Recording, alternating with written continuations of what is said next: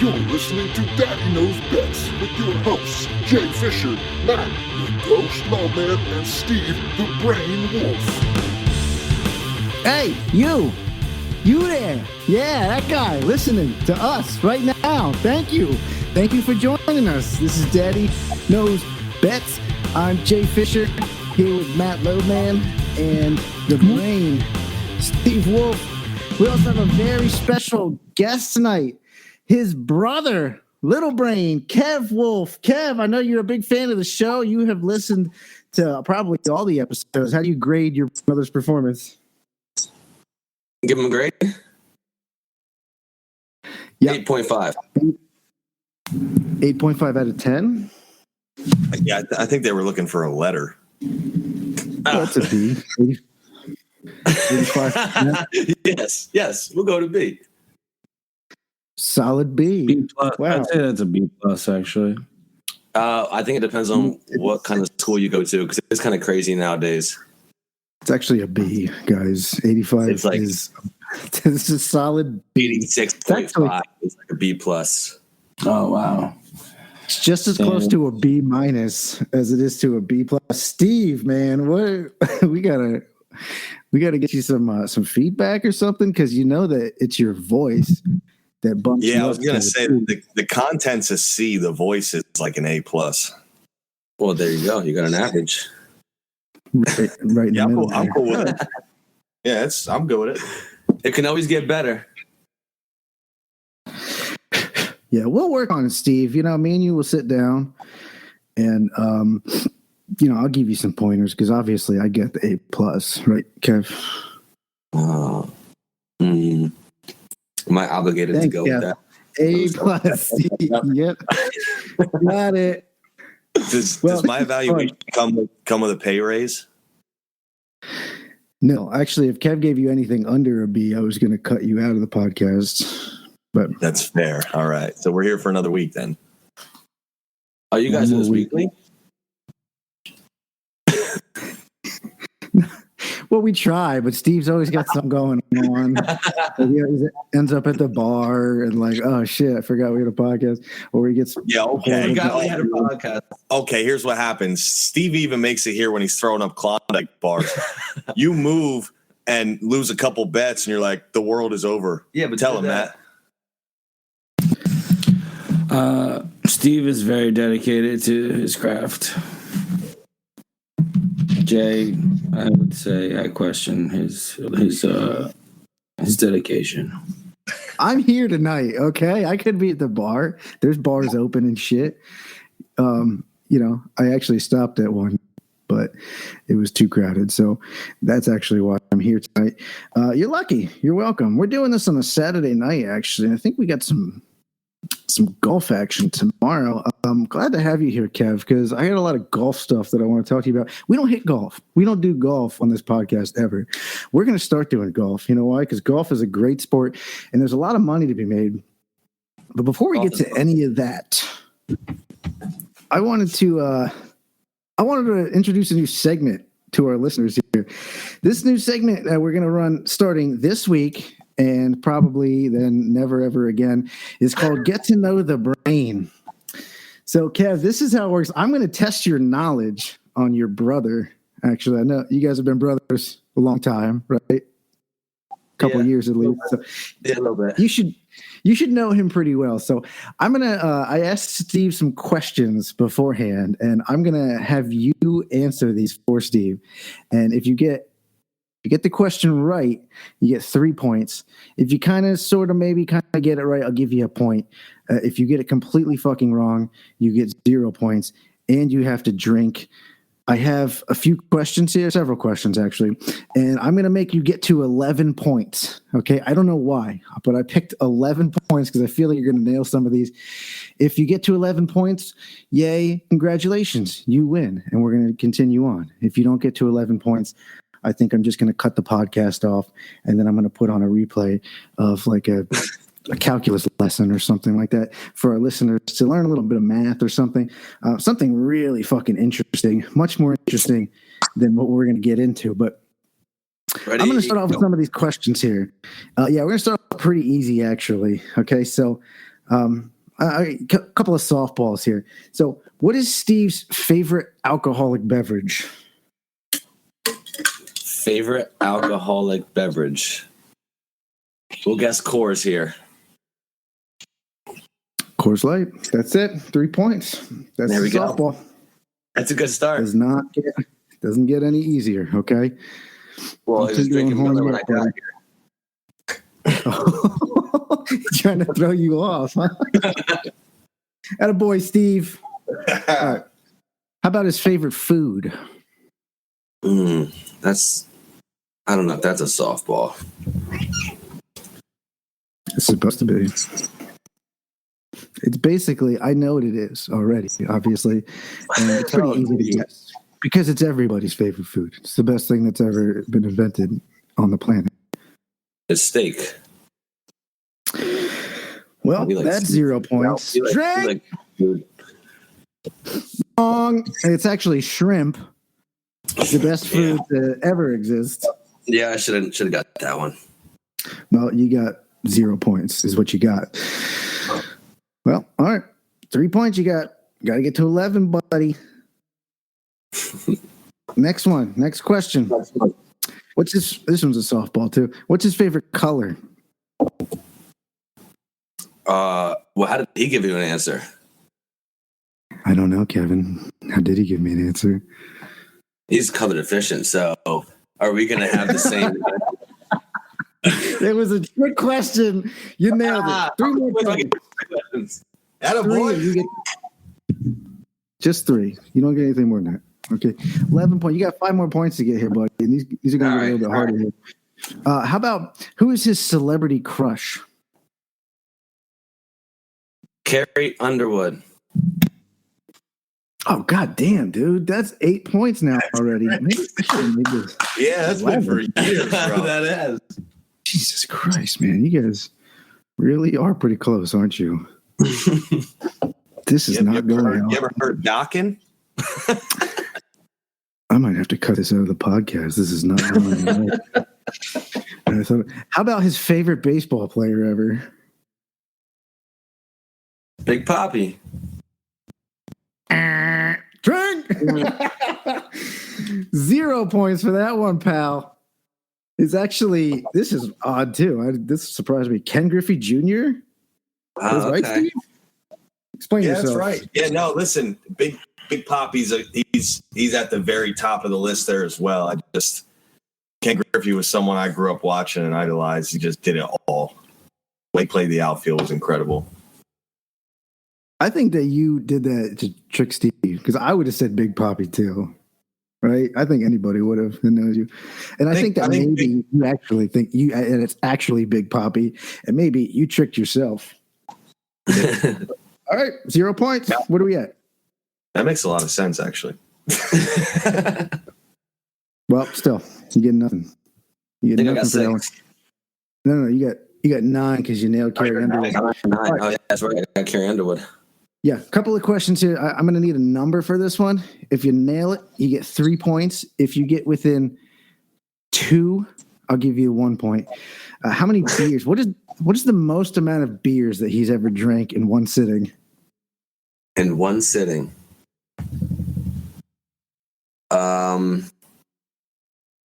13. Drink. The answer was 20, and I'm pretty sure that he's lying about that. I think that's 13. Definitely sounds better, right? Sounds more right. Somebody else had to keep count, that's for sure. Yeah. The problem is that you were all there. Remember that? Remember that place? Jay, what were you at that day? 26? I was on a whole other level, bro. I was on something else. Listen, that was going down in the best city in the world, where we were a face tattoo short of a movie. Oh, yeah. Yeah, we the Poconos? No, Boston. The best city. You did not drink 20 beers, did you? You're out of your mind. Okay. Kev, I'm sorry that Steve's lying about this, but you still get 0 points. You should get 3. I think 20 was going down as I walked into the hotel room and saw J. Will pissing on the hotel TV. Wow, yeah, this is getting wild, huh? I was not expecting.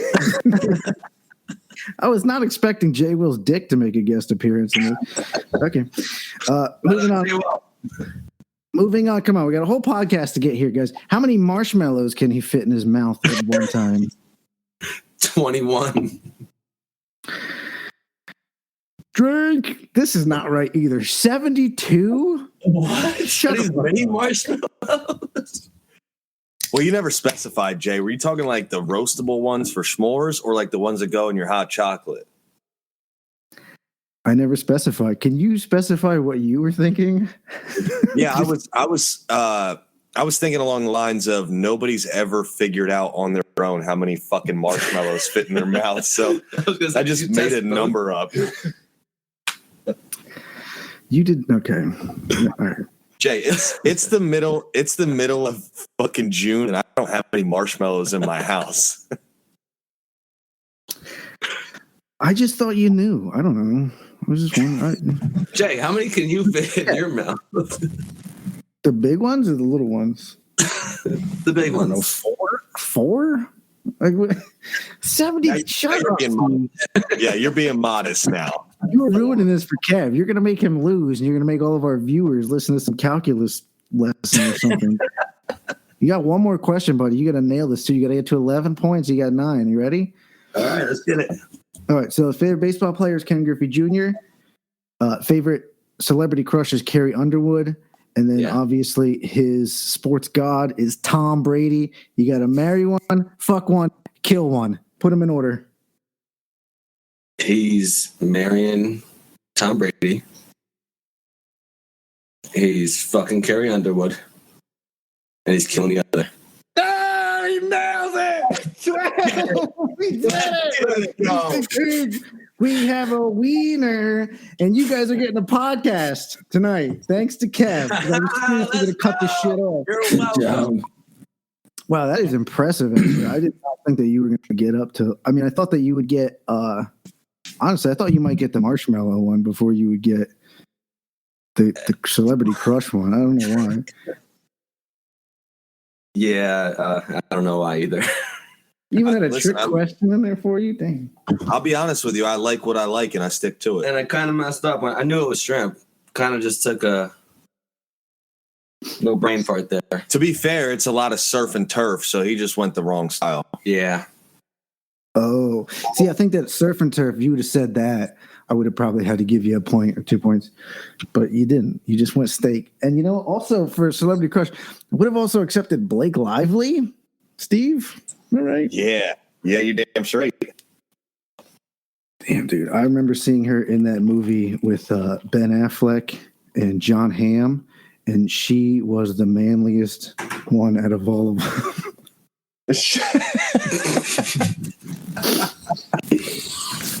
Man, that face. Damn, man, that mug. Listen, I don't know what it is about. I don't know what it is about Carrie Underwood, but ever since she was American Idol, I was like, man, there's something about this girl. Southern Belle. You gotta appreciate the talent. You know, obviously, yeah, a little blonde Southern Belle. I get that. There's why? What's her talent? Hotter chicks out there. She's an actress, isn't she? What does she do? She's a writer. Sure. I'll take your word for it. I think she used to sing. I would definitely look at her naked, is all I know. Matt, question: who's your celebrity crush?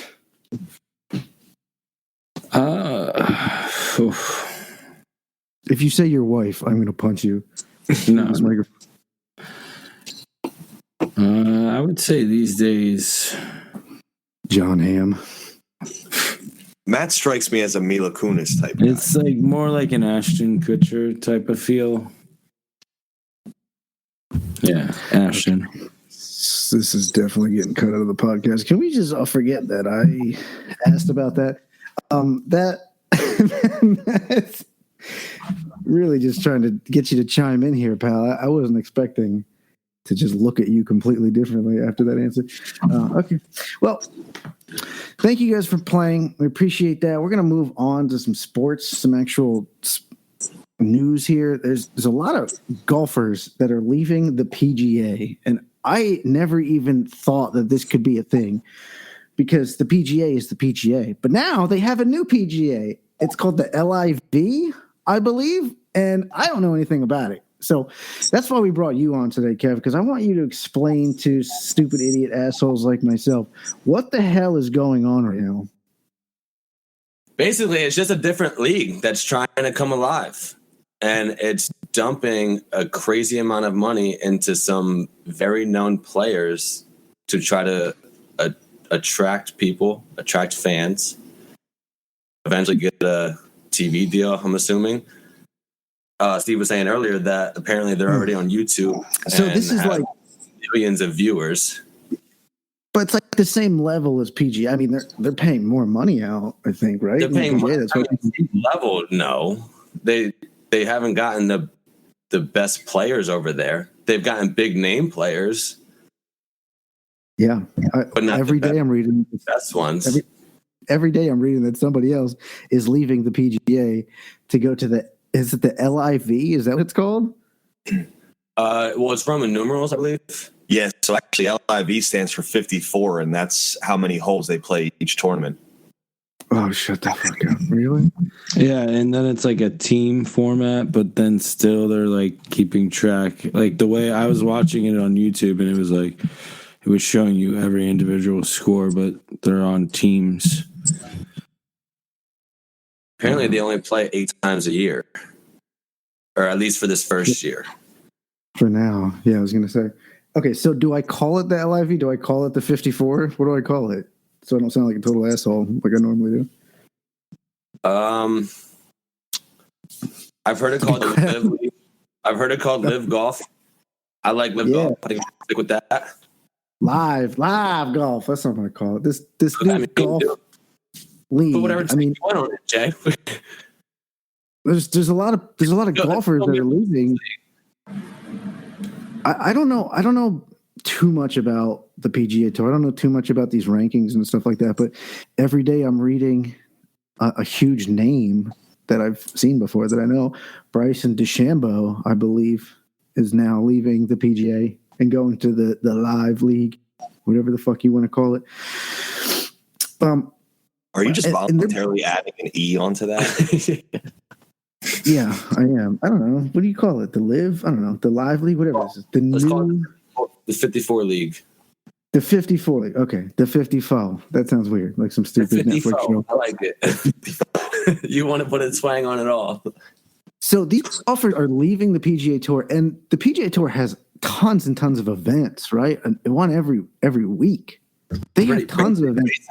Basically, there's at least one every week. Yeah, because they have leagues for the seniors and leagues for the amateurs as well.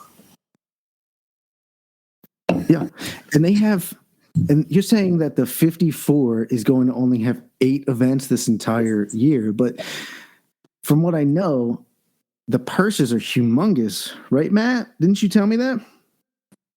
There's a lot of money. I mean, I think just for signing on, these people have been getting a lot of money depending on, who you are. And then, I think the purse is substantial. Oh my God. Because Saudi-backed. Golfers make so much money. And especially when there's a different PGA event like every week, how often do these golfers actually play in like a PGA? They don't play every week. Definitely not every week. I mean, you see a lot of these big names pretty often, but I mean, if they win a tournament, they usually take the next week off. Okay, but still, they play a whole bunch throughout the year. For sure, I would say they play 2 to 3 times a month, and they play 4 times out of the month. Okay, so they play definitely more than 8 events typically. Oh, 100%, yeah. So there's got to be some big fat signing bonuses, right? They're basically trying to steal all these players. I mean, you talk about like Phil Mickelson, Bryson DeChambeau. Let me find a list. I'm trying to find a list of these actual players here. Yeah, but Phil Mickelson is nothing more than a name. But he's obviously very involved in it. Yeah. Phil Mickelson is, but he's a guy. He's probably the biggest He's the name guy. Yeah, they paid him a lot of money to go hang out and play golf over there. for his name, basically. Yeah. Sergio 100%. Garcia, he's a guy. Sergio Garcia. Luis Oosthuizen is a guy. Yeah, these are guys that actually did compete in Dustin Johnson. PGA Tour. Dustin Johnson. He's humongous, right? Isn't he like one of the top golfers in the world? I don't know if he still is. He was. He's definitely Kevin getting up Na. there compared to the other guys.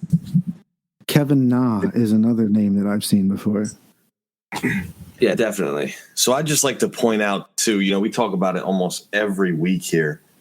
You are worth whatever somebody is willing to pay you. And this is that one fat guaranteed contract that these guys are leaving the PGA Tour for. Dustin Johnson would probably have to win 50 tournaments in order to make the $150 or $125 million that LIV brought him over for. So, yeah, just to come over and play. Now, every tournament that LIV has, no golfer goes home empty-handed. Even if you finish dead last, you're making $120K, which is absurd. Yeah, that's a lot of money.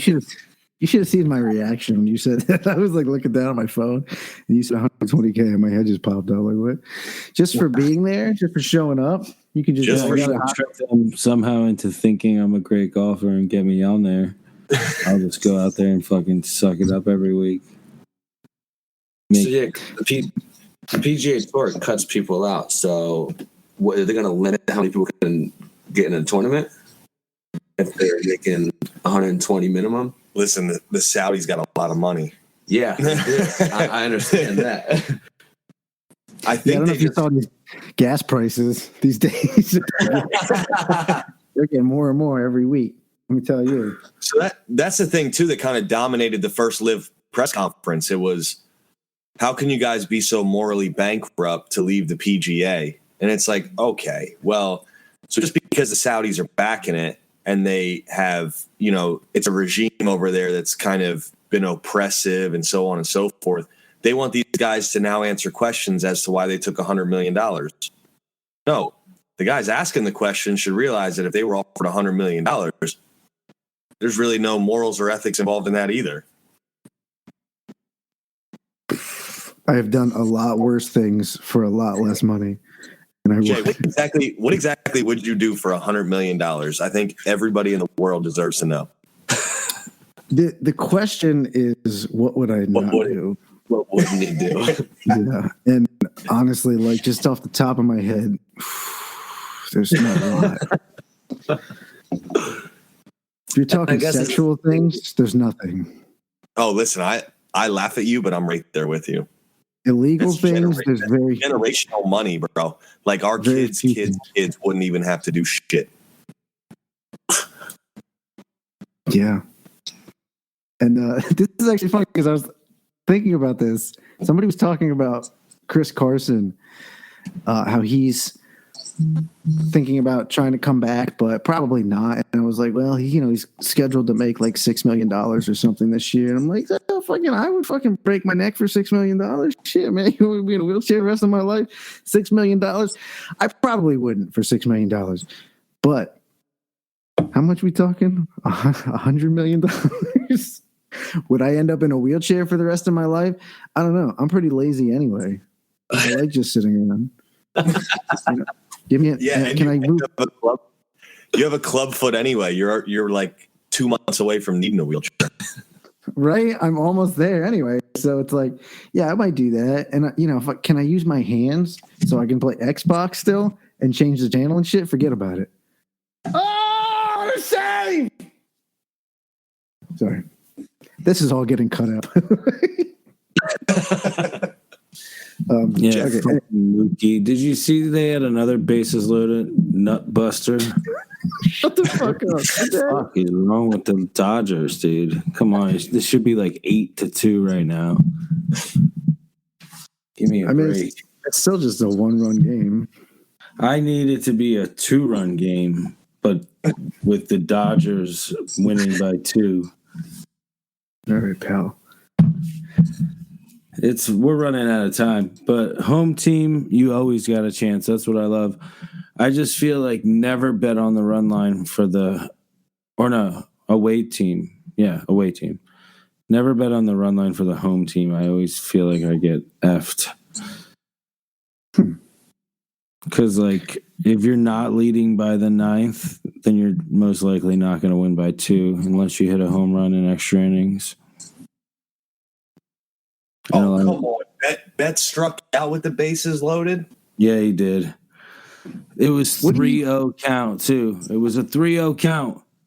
Steve, what do you want from this guy in DFS? Oh, he's 1 for 4. He's got a hit and a walk. What do you want from him in DFS? You want a grand slam? Did we take plus money on the Red Sox? Because they're already up 2-0 in the first. Oh, my God, dude. Devers, Stat Heroes is all over this nonsense, bro. Every player today. Every player has hit like a home run. It's absurd.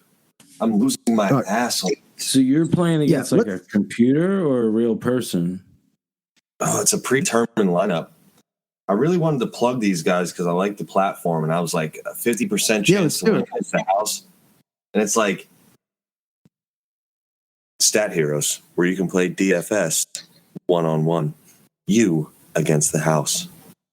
Let's talk about this. Actually, we'll jump into baseball after this. Okay, let's get back to just wrap up golf. Kev, do you have every Saturday? I'm texting you, and I don't know if you've noticed this. It's basically every Saturday night. Like, hey, Kev, I was just wondering, have you been watching golf? Usually take your bets though. Do you have any? No, I do. I usually the last couple of weeks. I told you Justin Thomas like a month ago, and I don't think you did anything with that. Well, you know what? I do a lot of drinking, okay, pal. All right, I can't be held accountable for everything that I do or don't do in life. But for the most part, I don't know if you've noticed this, but yeah, I text you every fucking Saturday, and I'm like, hey, dude, what's going on, man? You all right? How you doing? You good? Oh, by the way, do you have any golf bets for me? Because I mean, you seem to have some really good strategies here, and I was doing this too, but I was always getting it wrong. Is where you look at like a close leaderboard, a guy who's maybe like 3 or 4 back, where you're like, wow, this guy maybe had a bad first round, but the last 2 rounds tearing it up. I don't go much further into analysis than you. I know you do though. These guys, some of these guys, and you can look at them and say this guy's a closer. This guy might have had a bad first round or even a bad third round, but he's going to step up in the 4th round. So I would look at a guy who was close on the leaderboard, maybe getting something like plus 800. Take a couple of those guys. Obviously, you can take 7 of those guys, and you can still make a profit. But I was hoping that you could share a little bit more of your insight. Do you have a particular strategy when you look at a close leaderboard like that? No, it's kind of basically what you said, but just Sunday's hard day to play. And the best guys come out on Sunday. And even though there's a lot of unknown names up there it's usually one of the guys that you've seen his name before that I come away with the win. And it's never lucrative to bet on the favorite in golf. They're always at minus or maybe a plus 110, which you might be okay with taking, but they'd have to be up a few strokes. I'm more of a guy that likes to take the guy a few strokes back that definitely has a chance. This weekend is definitely up in the air completely because the top 3 guys are all guys that are known, have won before, are playing really well. If I had to pick a guy out of those, I would take Justin Thomas just because of the odds. Rory's at plus 155. Tony Finau, who I like the guy. I bet on him actually like one of the few times he ever won. But he's normally just a top 5 finisher. He can't come away with it on Sunday. He's at plus 280.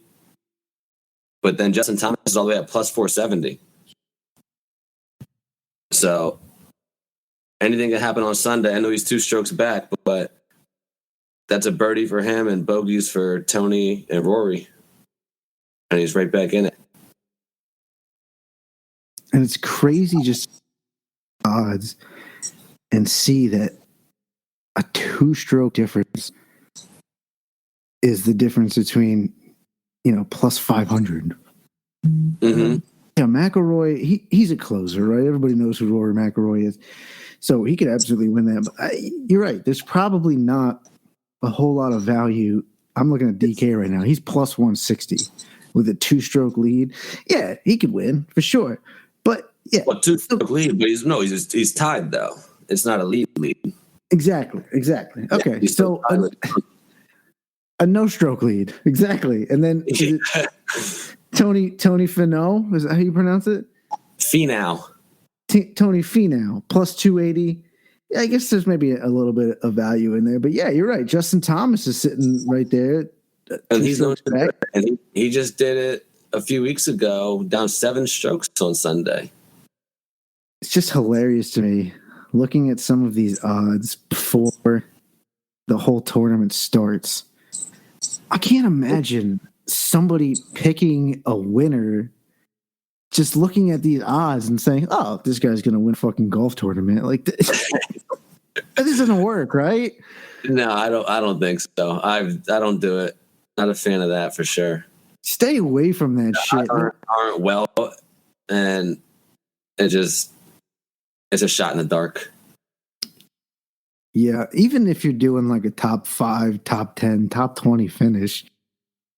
Well, you do that more than me. I don't believe FanDuel has the top 5. Do you do that on DraftKings? DraftKings has it. Yeah, FanDuel, I've seen it. Yeah, for sure. I don't know about pre-tournament because I don't do it. I haven't done it in the longest time. Like, why would you want to? It's so fucking hard. But yeah, when I'm looking at it right now, top 5, they have top 5, they have top 10. Also on FanDuel, DK has top 20. Listen, Matt can rip a ball like fucking Happy Gilmore down the fairway. Who does he like tomorrow?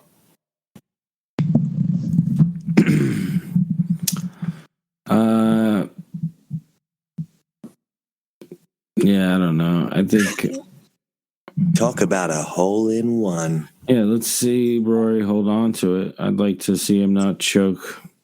Yeah, but you're not going to bet that at plus 160. No. Oh, yeah. I think I've already really lost it, but I might sprinkle a little something on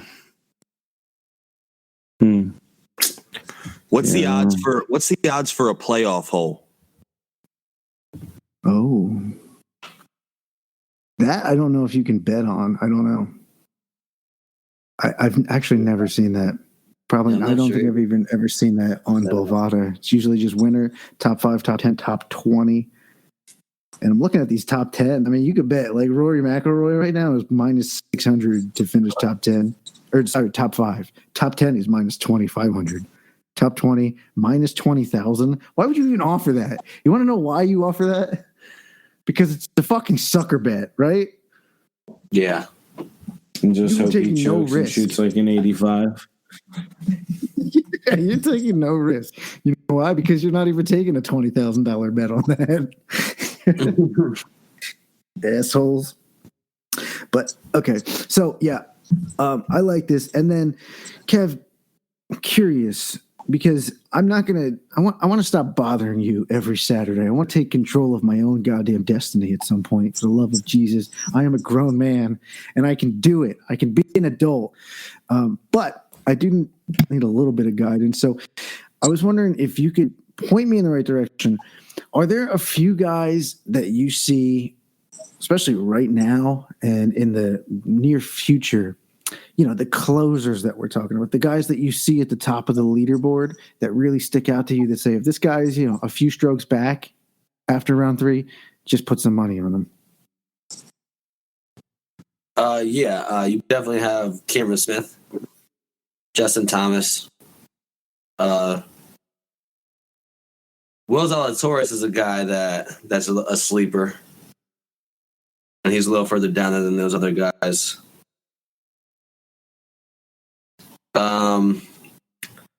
Scotty Scheffler's never a bad bet. But he's usually up. If he wins a tournament, he's usually up the entire tournament. He's not really a come from behind guy. Okay, but if he's on top, you're saying don't fuck. He's on top. It's hard to bet against him, but never want to bet for him because he's usually a minus if he's up a few steps on Sunday. Well, this is the asshole that just blew the tournament a couple weeks ago, right? Yes, he did. He did, but that was up to the playoff as well. Oh, yeah. I think it was Sam Burns that came back on him. Yep.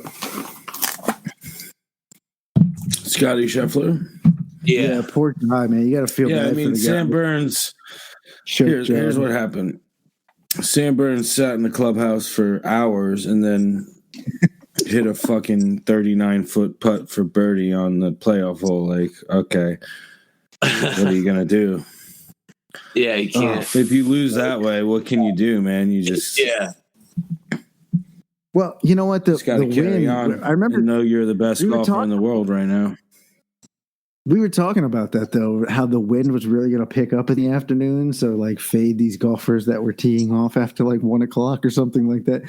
And yeah, Sam Burns just sitting in the clubhouse, you know, probably not drinking a Coors Light. I would have been, but you know, sipping on whatever beverage, Shirley Temple or something, watching these assholes. All of them were fumbling around.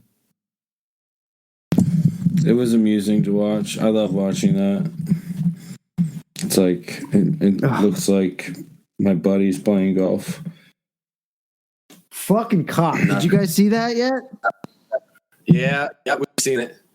God, fucking my ass. Oh wow. Mother of God. Oh wow. That's devastating. The Lightning have been fucking dominating this game, but they just cannot score. Oh my God! Shesterkin. Oh, they scored! No, Shesterkin. Oh, what happened? What just happened? I was trying to. What just happened? I don't even know. What's going on? I'm ahead of you guys. Yeah, you're way ahead. What? Wait, the ref said no. How much time is left? 6 Did minutes. you see that? Lightning. Yeah, I guess they're counting that or no? The ref behind the goal said no, but that is a goal. Yeah, I mean, obviously. Yeah. Shesterkin said no. Of course he's going to say no. No, the ref behind. I mean, whatever. I don't give a fuck what that asshole says. That's a goal. Oh, he hit. Oh, okay, that's why Stamkos like ran into it, but that's still a good goal. Interference. No, that's not interference. Yeah, we'll see what happens there. That's a big goal. Oh, he did. He blocked his glove with his hand. No fucking way that is not a goal. That is a fucking on the goal. rebound here. I mean, he kind of ran into him a little bit, yeah, but. Well, that's what goalie interference is, no? No, because it has to be like that's a good goal. Boom! Let's go! No, because interference. I've been watching like so much fucking hockey, and there's no goalie interference anymore. It doesn't fucking exist. You have to like literally be like have your hand up the guy's asshole and like massaging his fucking colon, so he's like, oh, it can't get this. There's no such thing. Anyway, this is a really good fucking segue right here. All right. Well, thank you, Kev, for joining us for the golf shit. Let's talk about a little bit of fucking hockey right now, baby. The Lightning just took a miraculous 2-1 lead in Game 6 here, and I think that they're probably going to the Stanley Cup Finals, baby. Avalanche versus Lightning. Kev, who you got? I'm taking the Avs. Man, it's a fucking softball too. How many games? I'm gonna go. Avs would be the home team. Yeah. I'm gonna go 6 games. They win it away. Oh damn, Steve, how many you got?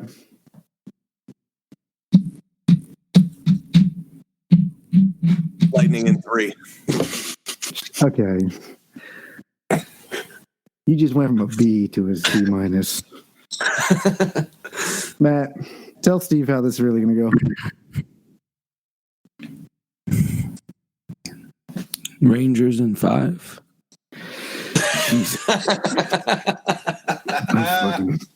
I knew I should have stayed at the bar. I'm hopping on that one. Well, this game is not over Well, yet. I can't get odds on that right now. It's funny. You cannot get odds. On the FanDuel Rangers. seems to think that this is over as well because I can't even bet on the Rangers to win the Stanley Cup anymore. They're like sparing. a lot with a shot on goal. Oh, let's go! Winner! No, it didn't happen. Wait, what? Just kidding. You fucking dick. Seriously? I was like, hold on, I'm ahead of you. He does have one shot on goal, I think. And then also Kucherov, did he get an assist on that? Yes, he did. So he got a point. Okay, Palat, good job, pal. You got fucking more assists than you have shots on goal. You gotta be kidding me, asshole. Well, I don't know. I don't know what to say about the Lightning, man. I think that a lot of people just counted them out the entire time. Nobody had them getting past the Panthers, I don't think. Maybe people in Tampa Bay. I think that who did they play in the first round again? I can't even remember. Was it the Leafs? It was the Maple Leafs. A lot of fucking people had them losing to the Maple Leafs. Wow. And it took them to game 7, right? That was a good series. Poor Maple Leafs. Got matched up against that was game 7. Yeah. And the Leafs had a 3-2 series lead in game 6. And they had a 3-2 lead in that game. Wow. And the Lightning came back. And then they just dominated the fucking Panthers. And I don't know what to make of these people. I mean, I want to take the Avs too. They are an amazing team. And that's all they do is win. All they do is score goals. Nobody can even get the puck. You can't even get the puck when you're playing the Avs. But every single time that I have doubted the Lightning, I mean, how much money could we have made if we just kept dumping money on the Lightning in the playoffs for the last 3 years? Well, so here's the deal. I was talking to Kev earlier tonight about this, and there's something to be said for a little bit of a layoff here. Like, you saw how the Lightning came out after a week and a half off playing the Rangers. They went down 2-0 real quick. I worry for the same thing about the Avalanche. You know, this series, the Stanley Cup's going to start fairly quick after this. And the role that the Lightning are on now that they found their groove, they went down 2-0 in the series. They hold on here and rip off the next 4 straight. They might have a lot of momentum coming into the Stanley Cup.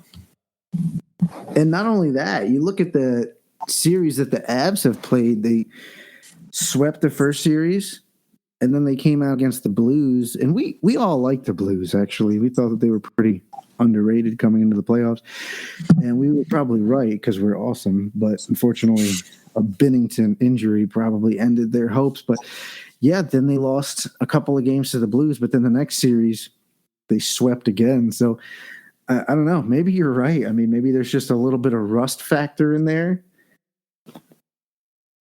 But I mean, holy shit, they're 8-0 in 2 of the series. I don't think anybody's betting against the Avs right now. The last I saw, actually, they were minus 200 to win the Stanley Cup. The way that they have been playing in the playoffs, that might be a fucking steal. I don't know it's going to be, the series odds, but to win the cup, last I saw, they were minus 200. But hey, I'm here for it because after last show, we talked about Conn Smythe and basketball MVP. I parlayed both of them, Wardell with Francois. So let's get after it. Sorry. Wow, what a game he had last night. And you have to excuse me, Kev, because I did take the Celtics and I was sleeping on the Warriors. But I'm a stupid asshole. So as soon as you saw me putting money on the Celtics, you should have been very, very comfortable about your Warriors, man. Oh, I just keep doubling down every time they become plus odds again. every other game, you could have gotten both these teams at plus odds to win the finals. Every game it switches back and forth.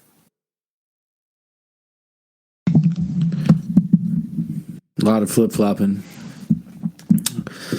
But yeah, I don't know. I think it's just like game to game, it looks like Jekyll and Hyde when it comes to the Celtics, man. Like in game 3, they just look so athletic and just superior, like able to move the ball so much faster up and down the court, and Golden State couldn't stop turning it over, even though, Clay got it going a little bit game 3. Steph has just been on point all series. But I don't know. I don't like Tatum, man. I don't like him. I think every time he tries to like have the ball, it's just like him trying to play one-on-one and not get anybody else involved. So yeah, definitely agree. Steve and I actually talked about it the other night. I'm actually a bigger fan of Jaylen Brown. Steve thinks Jaylen Brown's the best guy on the planet. Yeah, because he is. Well, But I just don't think it's their time yet. They're not ready for it. Coming down to a best of 3 series here, the team with the better man usually comes out in it with the best guy, and Curry's clearly the best player on the court here. I'm riding the Celtics or the Warriors the entire way. Probably game 7 would be my guess. You think this is going to 7 games? Probably. I'm thinking that home teams went out from here. Well, I thought Curry was hurt the whole time. He had an ankle injury, and I don't know, Boston just, beat the hell out of the Warriors in San Francisco, and that's why I thought that – is that where they play, San Francisco? That's why I thought that the Celtics, there's no chance for the Warriors. But, yeah, I mean, it's a close game too, but then Curry kind of just took it over right at the end there. That kind of stems back to what Steve was saying before about the Avs sitting for so long before the Stanley Cup. The Warriors sat for a while and did nothing, while Boston went to, I'm pretty sure, game 7s in every series. Oh, I felt They that, just kept riding it. So the Warriors lost game 1, which was the game that they first played in, a week, maybe a week and a half. And I knew it, too. We were talking about it, and you said, what'd you say, take the Warriors in 3 games? And I was like, haha, that's funny, but I'm just going to take them to win the series. And then they lost, the game 3, and I was like, fuck, this is not good at all. Yeah, and I bailed. Definitely not what the Warriors wanted. They wanted to take that game, but the Celtics came out looking better in game 3, like Ghost said. But it's kind of just been like back against the wall every time, and they just keep coming back and forth with it. We'll see if the Warriors can change that up, because they're both the Celtics, I believe, are 7-0 after a loss, and the Warriors are 6-0 after a loss in the playoffs here. So we'll see if the Celtics goes to the team with home court then, most likely. Yeah, I mean, to me, it just sounds like the sign of a good series. The fact that like every analyst like just keeps going back and forth after each game, not having a feel for who's going to be able to pull it out. So that excites me. Oh yeah, definitely a very good series. I actually might go as much as to say that Boston is probably the better team. Curry is just playing out of his mind and carrying the team on his back. Yeah, I think we touched on that last week. The gift that keeps on giving here is the Warriors' third quarter. I don't know if anyone's been hopping on that, but they just – I don't know what Steve Kerr says in the locker room every time, but when they come out, man, they just own the third quarter of every game. Yeah, they're absolutely amazing in the third quarter. Unfortunately, we only have a few games left, the most, right? But from now on, everybody take Warriors third quarter live bet. Yeah, you were getting plus odds on that last game, which is just crazy to me. Okay, so yeah, Vegas is sleeping on that, clearly. And then I was actually texting you guys the other day, and I was mad. Remember about apparently in Virginia sucks. Virginia, you can do some sports betting, but some things you can't bet on, including like in-state college games and also things like player awards. Stupid. So like, you can have some fun. But Jersey's like that too? Jersey's like that with the college games, yeah.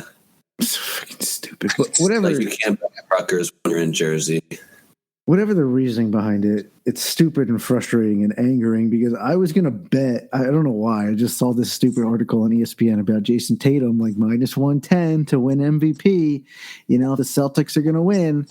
Then it's going to be Jason Tatum being the MVP. And I was texting you guys, like, why can't I fucking bet on Jason Tatum being the MVP? Of course, me being a stupid idiot asshole, I probably would have dumped my life savings on that. Thank God, Virginia, that I can't. Thank you. But can you guys do me a favor since I can't look this shit up? And what are the odds on Steph Curry MVP? It's got to be like minus 600 right now, right? Actually, I believe it's 2-2. I'm pretty sure he's only like minus 135. Because Tatum's the other favorite if the Celtics were to win. Even though I was talking earlier with Steve, and he mentioned that he read something about how win or lose, Curry could actually get the MVP award either way.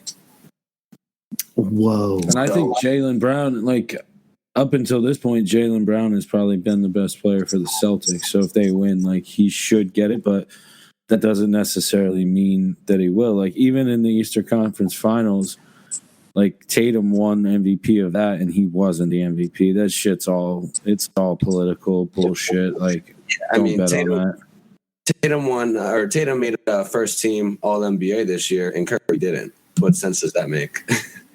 But Curry is actually minus 150 for an MVP, and Tatum is plus 180, and Jaylen Brown is actually at plus 700. Okay, so all right, it's probably not a lot of value in there, unless you want to take. Well, you're certainly not taking Curry because I don't understand how Steph Curry is minus 180. You said, but the Warriors are minus 130. Yeah. So how is he the favorite? He's more of a favorite to win the MVP than the Warriors are to win. Yeah, that makes sense because he's a finals possibly. It's a lock for him. Like there's no question he's the best player on the Warriors. There is some debate who's been the best for the Celtics thus far, so I can see that. Like, yeah, I definitely agree with that. Ghost. If Jaylen Brown wants to go off for the next two or three games and actually lead the Celtics to a finals, then he could definitely be the guy. There's maybe a little value there. Definitely not Steph Curry because, I mean, if you're going to take Steph Curry being MVP, you might as well just take the Warriors to win that series at minus 130. Do both. That's true. You parlay it together, maybe? Well, FanDuel doesn't allow you to parlay it. No, just take it separately then. You can have some fun, but not all the fun. There it is, baby. The final. Lightning. I had a couple of big fat bets in there too. They only won by one goal. That's it, man. That's it. Oh wow, I won that other parlay too. I had Lightning and then I had under 7.5. It was funny. Under 7.5 goals was like minus. Yeah, I was just trying to do a single play to get a boost. Yeah, it was like minus 700, and then Lightning over 1.5 goals like minus 600. I ended up getting that. Basically, I ended up taking the Lightning to win, but padding the parlay with that other bullshit, and I ended up getting it up to like plus 130, I think it was. So,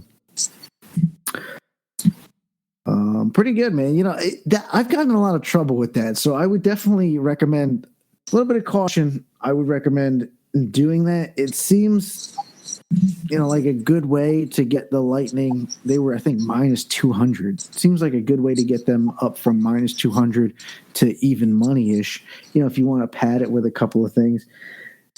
That worked, obviously, and it can work in same-game parlays, but I have also been on the wrong side of that. It's like, fucking Jesus Christ. Seriously, this game, they couldn't get to 4 goals? exercise a little bit of caution with that. But, if you do it right, I mean, I would stick with usually the under in games like this where you know that the goalies are going to be playing well.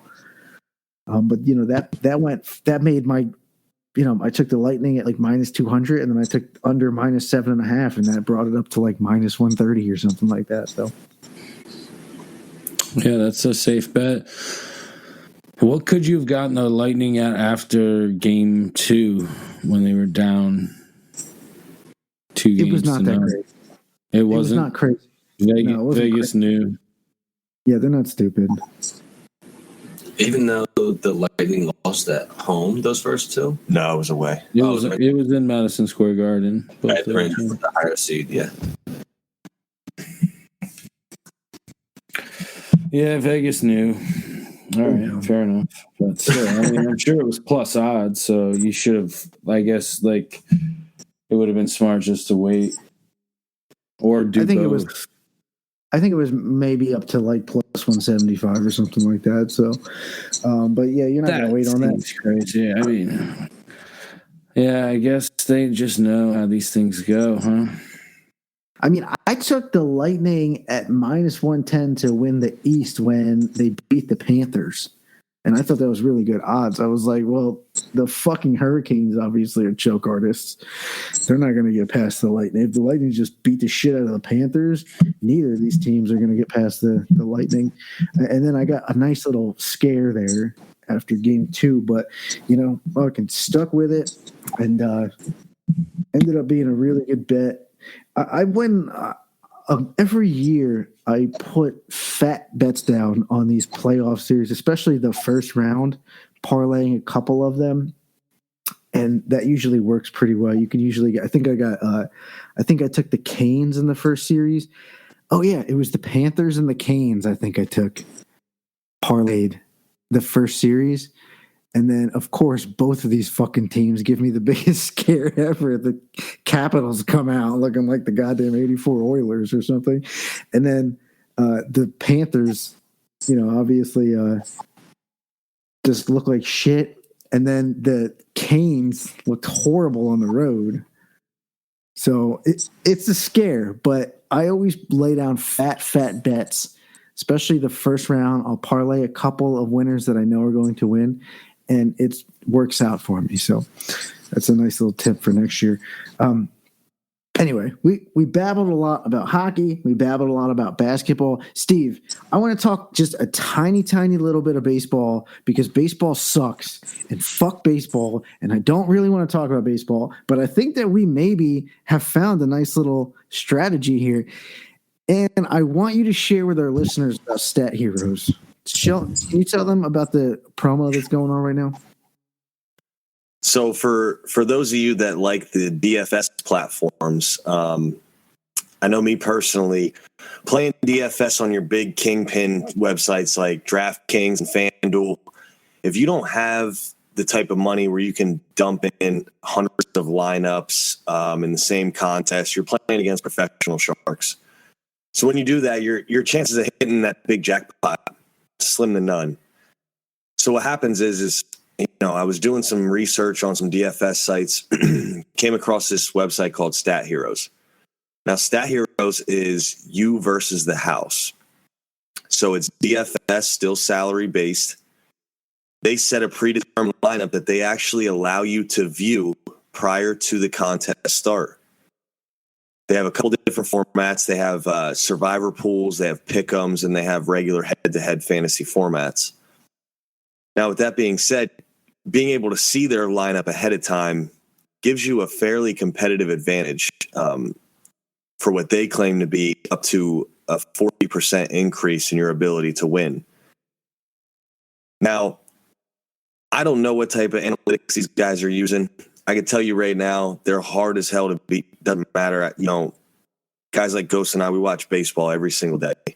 And regardless of what you think you know about baseball, these guys are on an analytics platform that is second to none. I mean, I played against 2 separate lineups today that they had. I think 8 of their 10 guys went yard.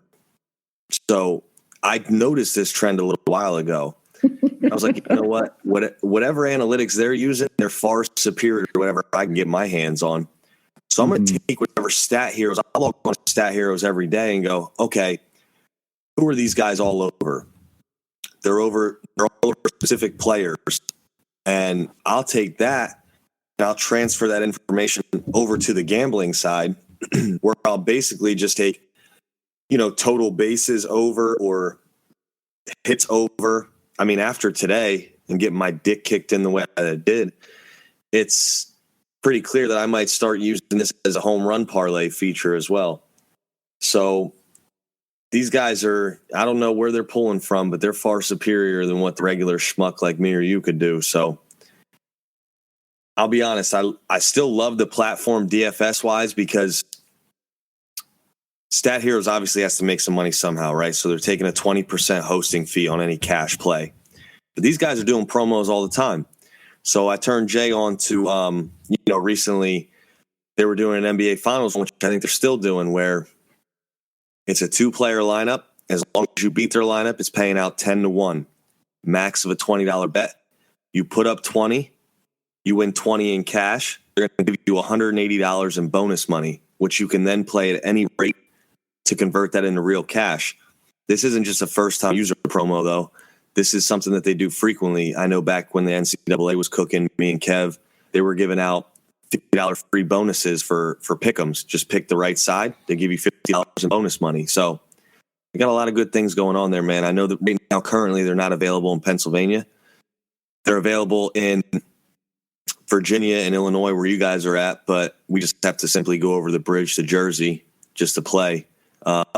That's just for cash stuff, though. Any bonus funds I can do right from my house here in Pennsylvania. So I highly suggest any of our users check them out if you're in the DFS platforms, because head to head, it's the best chance you're going to have to win, man. It's you versus them, and you know what you're stacked up against prior to going into it. So, shout out to Stat Heroes for making a platform, and use what their analytics say as an advantage to transfer into the sportsbook side for betting. And this is fucking hilarious because you all thought this was going to be a plug for Stat Heroes. That's how it started out.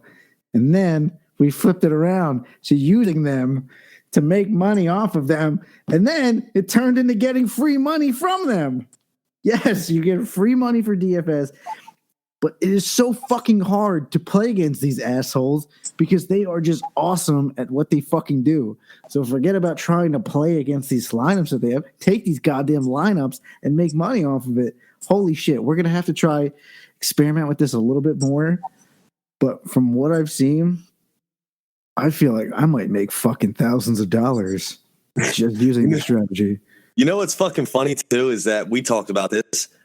Every time I reach out to these guys, I communicate with these guys every other day, as fucking pathetic as that sounds, right? Because I'm like, this guy got scratched. Let's figure this out. This lineup should be refunded, blah, blah, blah. So it's always the same two guys. I feel like this is how fucking Amazon started. I always talk with Jerry, or I forget the other dude's name. I feel like they're running it out of their garage, and I don't even know how they're coming up with these players. Just run a fucking subscription service at this point, right? Listen, just keep eating the piece, because I know as soon as I mentioned it to you, right, Jay, you made a little bit of money today off of it by telling what they had. I'm going to keep doing it too. To be continued. Palat got his shot on goal too. I don't know if we shouted that out. Yeah, he only had the one. You know what? It's fucking hilarious because they were all over Palat. But for some reason, I went with shots on goal. And I'm just an asshole, apparently, because he had 2 assists, but only 1 shot on goal. So, yeah, again, they were right. But I somehow fucked that up. Man, these guys are good. Yeah, so to be continued, guys. Check it out. Stat Heroes. Maybe if Stat Heroes gets a hold of this, then you guys can sponsor us. Or who knows? Maybe we'll end up sponsoring you bitches. Kev, well, we just call that sponsorship. I'm not going to email them this fucking thing. They're not going to hear this unless one of you assholes blows this for us. Okay. Every time that we do a podcast, an episode, I have to tell you assholes to stop doing something. Now I want to do something that's going to fuck things up for us. Right? Just let me do it. Kev, I've never asked you this. I know that you are a Warriors fan. I know you're a Chargers fan. And we're going to jump into the NFL. I'm a Curry fan, not like a bandwagon. Like I didn't hop on the team once. I just like watching Curry play. Oh, for real? Yeah. I thought you were like a Warriors guy. Right? You got No. Just really enjoy watching Curry play. I think he's one of the best of all time. He's changed the game, the way we watch it, the way people play. For sure. Do you got a favorite baseball team? Oh yeah, it's the Red Sox for sure. Ugh. I'm sorry to hear that. Let me ask you this: is your dad a Red Sox fan? No. Okay, and that's why we are. This is actually one question I was going to hop into this. I was going to throw into the brother questionnaire. What year did you guys start liking the Red Sox? I have a guess. Go ahead, smartass. Was it 2004?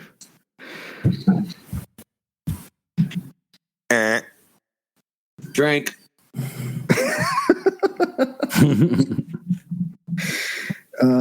Was it before that? Was it the Bill Buckner thing? No, none of these assholes was born. Yeah, the Bill Buckner thing. The Bill Buckner tape. Watch it again.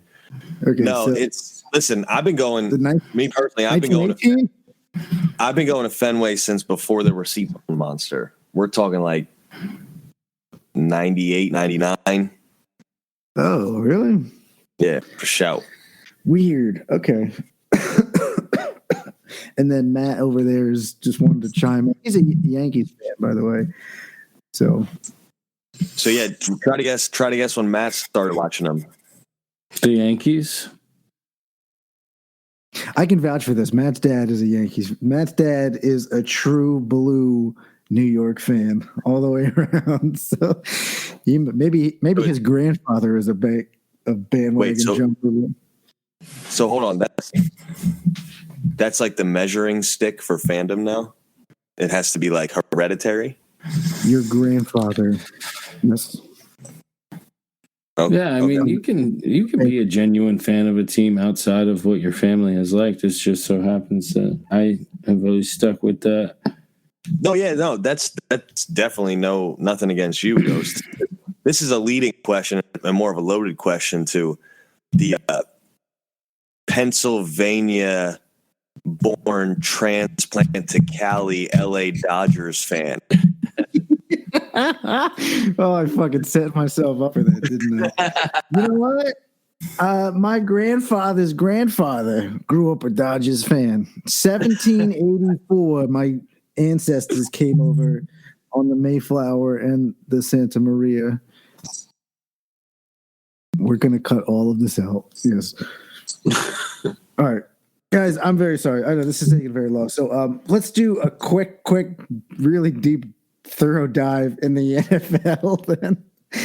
Yeah, buddy, we were going to do the NFC North. I don't know why. These assholes just want to talk about the Packers and shit. NFC North. I thought we were doing the AFC West. We are. That's fine. You're welcome. We're going to do the AFC West this week because, if anybody knows the Chargers, it's you. You're an actual Chargers fan, right? You're not just a Herbert fan. Yeah, I'm an actual Chargers fan since the Danny and Tomlinson days. Yeah, Phillip Rivers, Danny Tomlinson, a little bit of fucking who's that wide receiver they had? Keenan Johnson. Vincent Jackson. There you go. Oh shit, man! They had Vincent Jackson, they had Antonio Gates, they had fucking LaDainian Tomlinson and Phillip Rivers. How did they never win a fucking championship? I don't know. They just couldn't get it done. Ugh. Well, I gotta tell you, man. God damn it. Dang it. I'm a big fan of Justin Herbert. When he was coming into college, and Steve, I know that you know this, I was talking so much shit on Justin Herbert, and I was like talking, and Tua. Remember, I was like, dude, Tua's going to do stuff. Justin Herbert, I was like, And I didn't really see anything special. And then the Dolphins drafted Tua before Herbert. And I was like, see, I told you.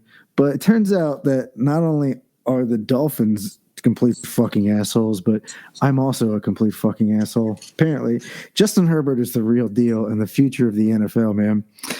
Do you think that the Chargers seriously can overtake? Seriously, betting money. We're going to put money on this fucking thing. Tell me your confidence level about the Chargers winning this division. I'm extremely confident. I mean, I think that the Chiefs losing Tyreek is going to show the true colors. I mean, Tyreek even came out today and said that Tua is more accurate than Mahomes. Now, take that how you want, but that's a bold statement to make. Very bold. Devontae Adams also compared Derek Carr to Aaron Rodgers, and I think that these guys are just all high or something. This is a crazy fucking division, though. I mean, I'm a favorites guy. I like the Chiefs. Of course I do. I don't know why. Andy Reid plus Patrick Mahomes equals winning, but I think there's a lot of hype surrounding these other teams. I think that the Chargers last year, if their defense didn't suck so bad in some of those games, that they could have definitely won that division and made probably a deep run in the playoffs. But their defense was awful. They made a lot of nice moves, though, this offseason to bring in some defensive pieces. They did. They brought in Khalil Mack, help out on the defensive line. J.C. Jackson, I believe, right? That was a big get. Yes, for sure. Lockdown corner. That's where we're probably struggling the most. Khalil Mack, a little bit over the hill, maybe, I guess. But Your mother's over the hill. Exactly. And she don't even have a chance at double-digit sacks. Khalil Mack does, and he's playing alongside Joey Bosa. Opposite side, Joey Bosa. Yeah, so and J.C. Jackson, that was a huge get for real. I think they had some injuries in the secondary last year too, I believe. Man, you really got to like what they did defensively. I don't think their offense is really an issue, right? Their offense is going to be explosive. Their offense is going to be really good. You need a defense in the AFC West. You need to slow down Mahomes. You got you got Russell Wilson there now. And also Derek Carr has a brand new toy in Devontae Adams. I was actually looking at this. The odds, Derek Carr to win, to lead the league in passing yards, I think was like plus 2,500. That's actually a little bit sexy, right? You don't want to take favorites for leading the league in passing yards. You don't want to take Mahomes at plus 200 or whatever it is because of injuries or shit like that. But Carr, I think Derek Carr's worst quarterback in this division. Okay, that's not really like a put down. It's not an insult when you're talking about with Mahomes and Herbert and Russell Wilson. Yeah, very true. Unfortunately, the Chargers got to deal with this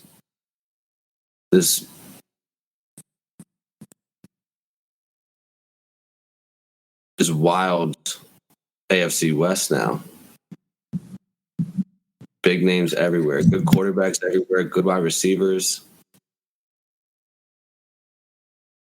Yeah, the only really good defense though in this division is probably the Broncos though.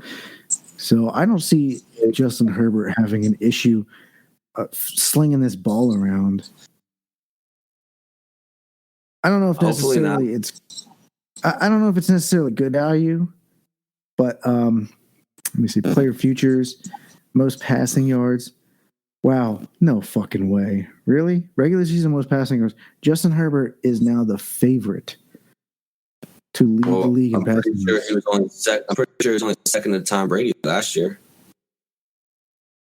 Plus 55, plus 550. I mean, Justin Herbert's a solid guy. The one thing that I worry about these futures is injury. But yeah, I mean, I don't think, like Mahomes, I put a fat bet on him a couple years ago. Of course, he got injured and missed like 1.5 games and fucked me out of my money. Is that where he dislocated his kneecap? Yeah, and then missed like a quarter. It popped it back into place. Yeah, I'm sorry. Derek Carr is only plus 1,000 to lead the league in passing yards, but yeah, I don't know. It's hard for me to take a favorite this early, but I do like Justin Herbert. Seems like he's going to finish top 2 or 3, and he's not an injury prone guy. No, Justin Herbert likes to throw first. He doesn't like to run. He can run. He's big. He's fast. But he's definitely a throw first guy. Yeah, this is crazy. I mean, it's crazy to look at all these superstars in this division. Does anybody have any nice futures that they would be confident in? I mean, most receiving yards, you got Travis or receiving yards. Yeah, I'm talking about in like player stats. I hate to take any of these guys. Honestly, I hate to take like receiving yards or rushing yards because of injury. Passing yards, I feel a little bit more comfortable with Justin Herbert. Well, what are the MVP? What are the MVP odds at right now? Oh, I can't even look at that. Thanks, Virginia. That's crazy.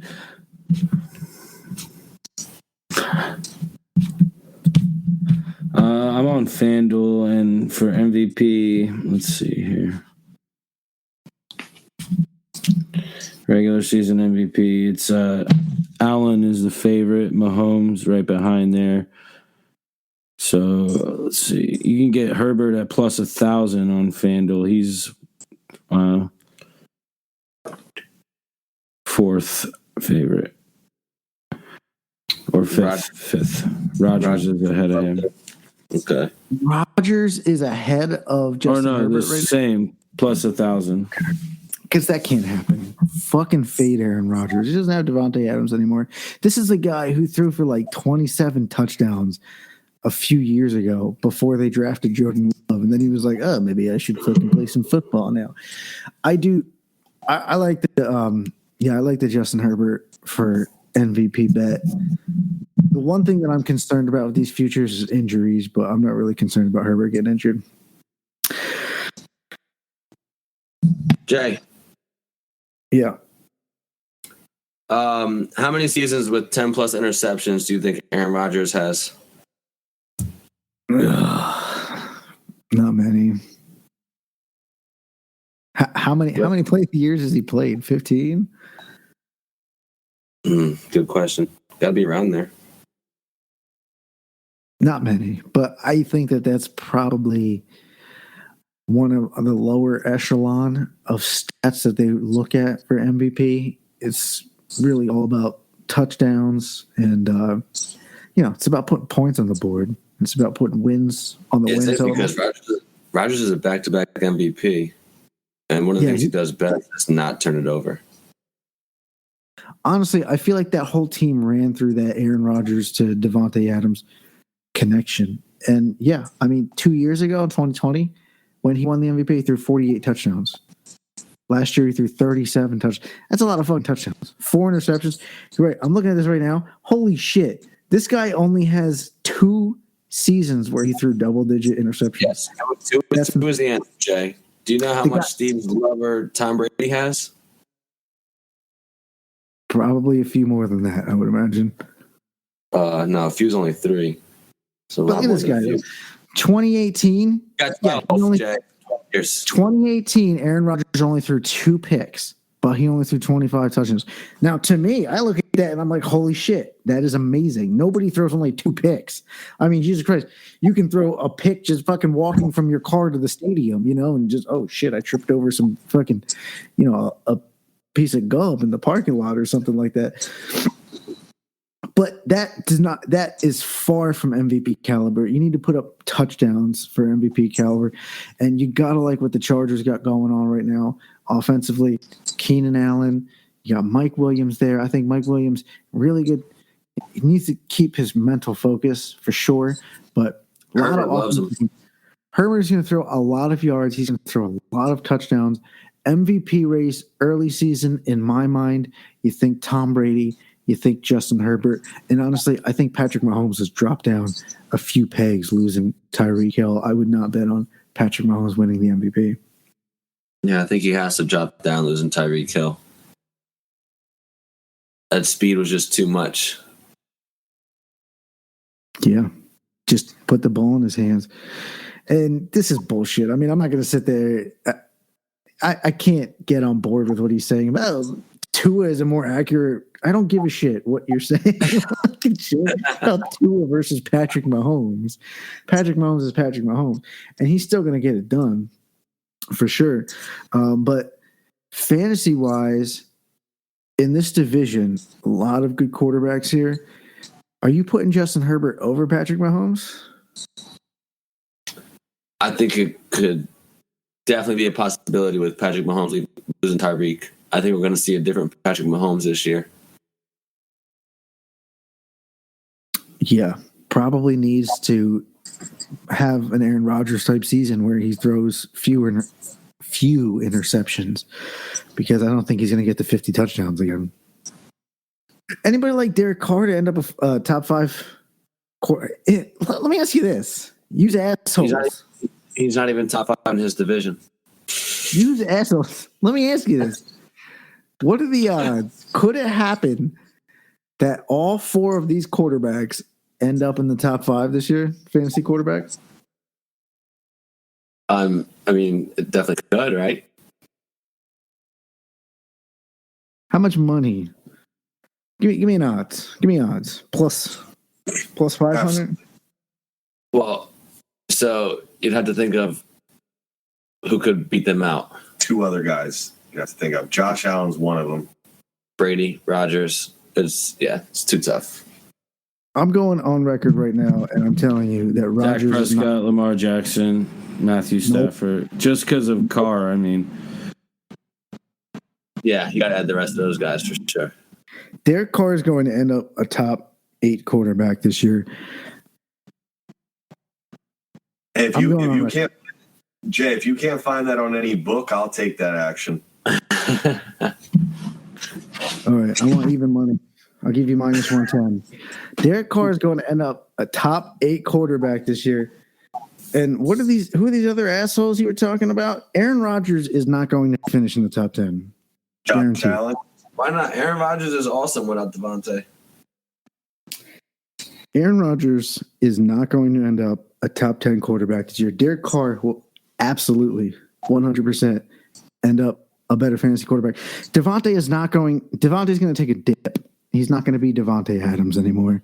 But do we still like him in the let's say the bottom of the first round? I mean, do you guys like him as a top 3 wide receiver still? No comment. He's on my MV team. All right. I don't think he'll lowball on me when I tell him no.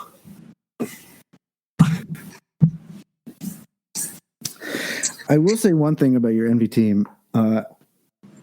I look at the rosters all the time, and I go through them, and there's a lot of good players all spread out throughout the teams.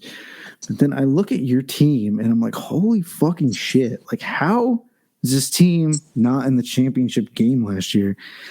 I mean, you had some fucking superstars. Devontae Adams, you had Deebo Samuel, you had Austin Eckler, you had fucking Matt Stafford and Russell Wilson at quarterback. You had Antonio Gibson, a couple of solid tight ends, I think, Zach Ertz, Logan Thomas. Well, Antonio Gibson didn't really do great. I started the wrong quarterback every single time. That's a problem I have with 2 of these quarterbacks. That's what happens. Nothing really came together.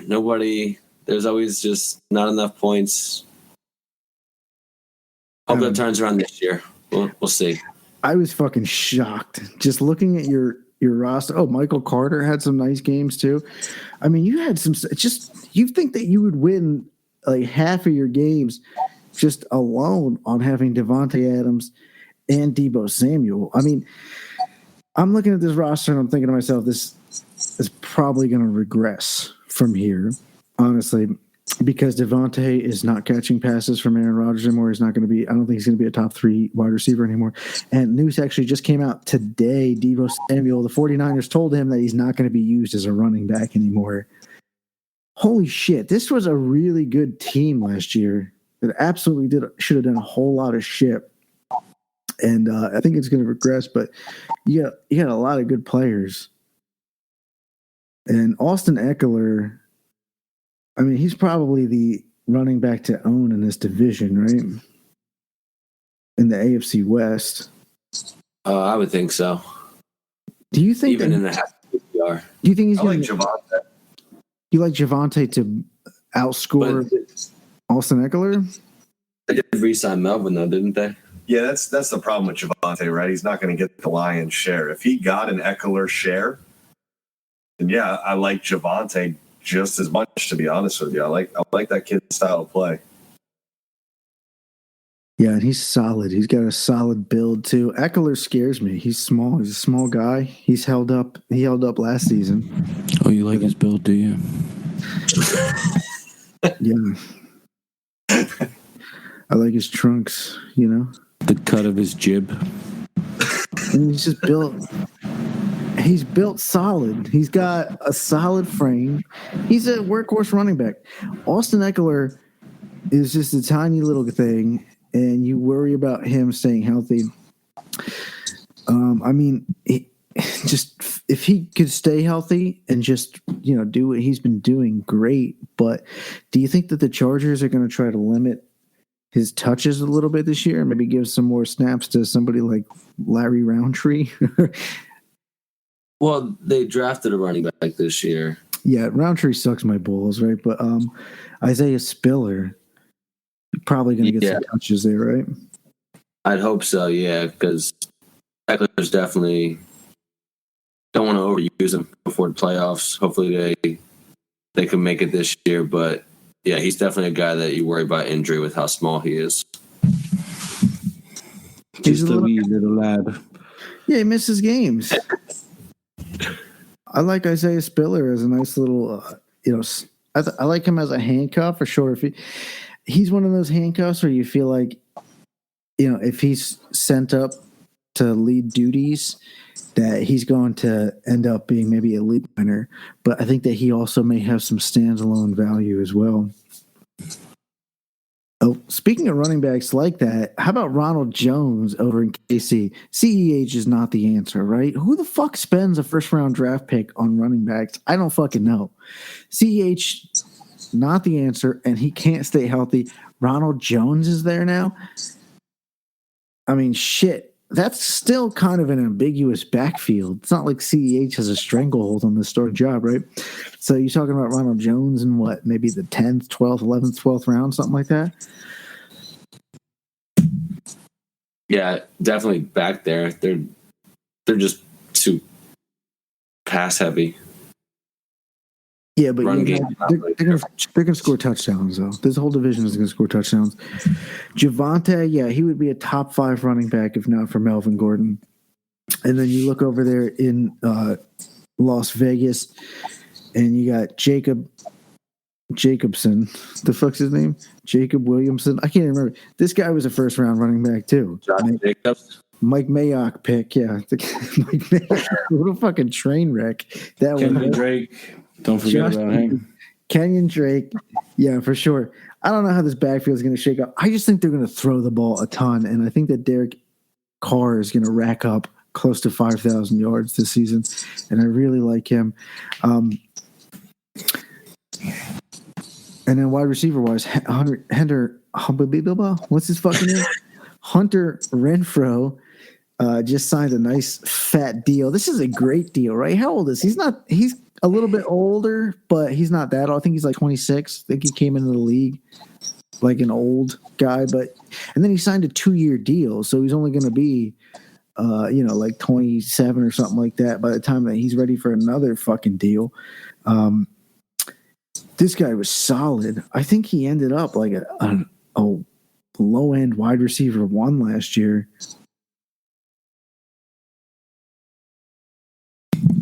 Yeah, he was a steal in redraft. Does someone have him on a contract right now, or is he going to be a free agent?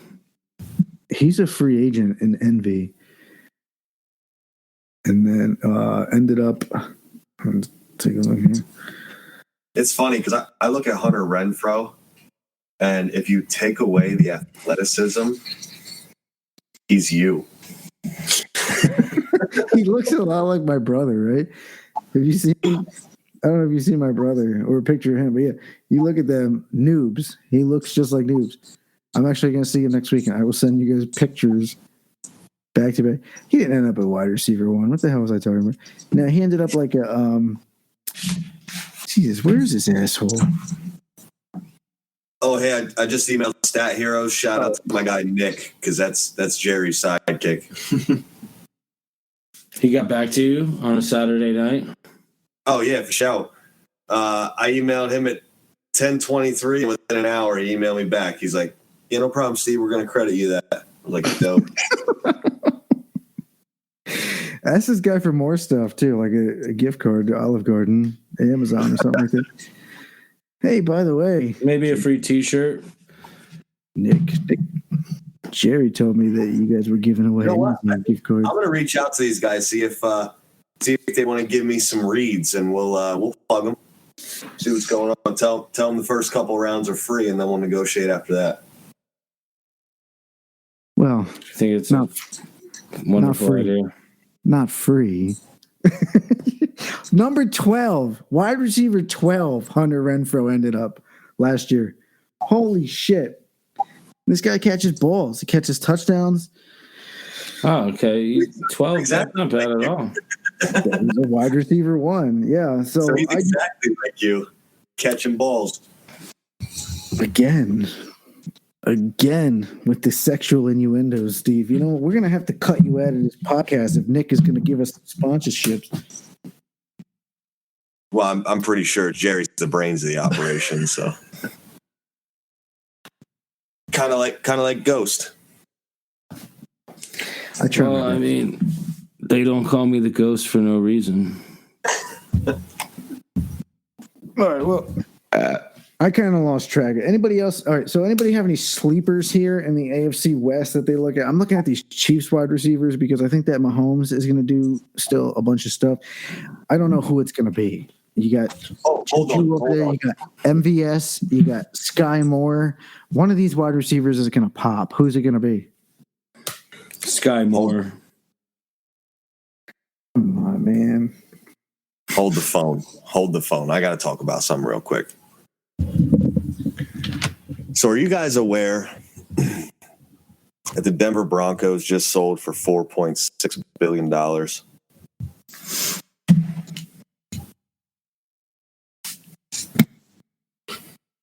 Yes, Steve, I'm aware. Thank you, Matt. So the Denver Broncos were sold for $4.6 billion to the heir of Walmart, right? Now, back when John Elway became the GM of the Broncos, he was offered by the then owner a 20% share of the Denver Broncos for what would have amassed to $15 million up front in cash, and then $15 million later that they would have figured out in salary agreement. John Elway declined. Now, the owner at that time had since passed, and his 4 to 5 kids, I can't remember how many he had, have been going back and forth for the past 2 to 3 years on what to do with the team, and they finally decided to sell. Now, because Forbes had the Denver Broncos listed at like $2.5 to $3 billion as their net worth, it far exceeded that. John Elway decided to take what would have been a $15 million cash investment up front and declined it, which would have equated to $900 million with the pending sale of the Broncos. That is a substantial difference. I agree. But this man, John Elway's net worth is $145 million. Why would you not invest $15 million into the franchise that you fucking bled for that many years. That's piss. I get it. But if you won like a big jackpot, like a Mega Millions or just something like a huge slot machine jackpot, would you take the payout or would you just take the lump sum? Oh, so annuity versus the payout? Yeah, you have the choice. Like if you win the lottery, you can take the lump sum, which is substantially less than what the actual jackpot is, or you can get paid out over like a 20-year period or something like that. Yeah, so I have to actually read the nuances of that, because if the annuity requires me to stay alive for the next 20 years, See, that's the thing. I know how I treat my body like shit. I ain't making 20 years, dog. So just take I'm gonna have to get that money now. I agree, but I get goes to your point here, right? John Elway was probably like, initially when he was offered that deal, he's like, well, shit, the owner isn't going anywhere, and in my lifetime, I might not even be able to capitalize on the investment that I make in a cash out. You know what I'm saying? But man, talk about eating a plate full of regrets. Not only that, not only did he miss out on the $900 million that he could have made, who's to say that his job is even safe with new ownership coming in? He might have cost himself his yearly $3 million salary as well. Yeah, he could be protecting his job a little better if he was actually the owner. I would take like next year when Tom Brady becomes the owner / head coach / quarterback of the Miami Dolphins. That's going to be hilarious. By the way, the lottery, you can pass down the annuity one generation, I believe. Oh, really? Yeah, then I'm taking that shit. Yeah, I would take the $900 million over. I didn't even hear what you were saying because I went to go take a dump. I would take the $900 million over anything in the world and life. Just give me $900 million and I will do whatever you want me to do. Yeah, but that's the thing, right, Jay? If they told you $600 million in a lump sum versus $900 million in an annuity, you're still taking the six? Well, I think a lot of people take the lump sum because they think, well, I can probably take this and make more money off of it than waiting all that time and then take the extra percentage. No, not me. I'm just going to gamble all this shit away anyway. So it's better to just, pay it out in portions to me. And that way I'll, at least I'll know that there's going to be more in the future, especially all these assholes that win the lottery and then they end up just blowing it all. How stupid do they feel? Damn. I should have just taken the fucking annuity and passed it down to my kid. How about Allen Iverson? He just celebrated a birthday, right? He's only a few years away from getting that Reebok trust money that he's been waiting for. He needs it. Stat. Yeah. I don't know. I wouldn't know about any of this shit. Send me $900 million. Please. I told you about the machete guy, right? That's been robbing people in my neighborhood with a machete. Which one? Oh, yeah. I think you failed to mention that. The latest one? He's robbed 5 people at Machete Point now, within like a mile of my house. See, and if you can take that money, this is what I'm talking about. If you can take that money, you can invest it in something wise. And at some point, you have to stop. You can stop doing Machete Point robberies. Yeah, that makes sense. But I mean, that's a bold move, Cotton, in the middle of Chicago, robbing people in what's the biggest, gun crime per capita in the world with machetes. It's actually eventually you're going to come up on the wrong person eventually, and someone's just going to shoot you in the face. So. Yeah. But if you pick your victims wisely, I mean, it's kind of actually genius. The police ain't going to catch you. They're like, a fucking machete? All right, well, we just got someone that got shot with a fucking assault rifle down the street, so we're going to deal with this first. Oh, look at that. A PGA Tour player wins the LIV Invitational in London. Charlie Schwartzel. It was Schwartzel, right? Yeah. Yep. He almost Look at blew that. it. Mickelson finished at plus 10. And Dustin Johnson only at -1. That's great. Give me my LIV PGA Tour card. That's what I'm saying. I don't care what. $120 just or $120K just for showing up. I will show up 10 times. You can only show up 8. I will show up 10 times. I wonder if they even. I haven't even honestly checked it out. I wonder if they're letting these guys drive golf carts too. That'd be dope. I haven't watched it either. Oh, fuck yeah. Speed golf? So, like, the PGA has come out and said now, like, firmly that they're not going to be able to participate in, like, anything, right? Oh yeah, they got suspensions, and that's the one thing I told my brother here. Right, I'm like, listen, I don't really care one way or the other who jumps ship, who doesn't, but I just love to see the PGA Tour shaking at the knees, going, "What are we going to do? How are we going to stop this?" Apparently, it's going to have to be settled by court. Yeah. Bring me on. This is my chance. Matt, this is your chance too. Send them videos of your drives. This is our chance to get our PGA Tour card. Well, I got to tell you, ever since I got in that little tussle on the golf course and injured my shoulder, I haven't really been able to quite smash it like I used to.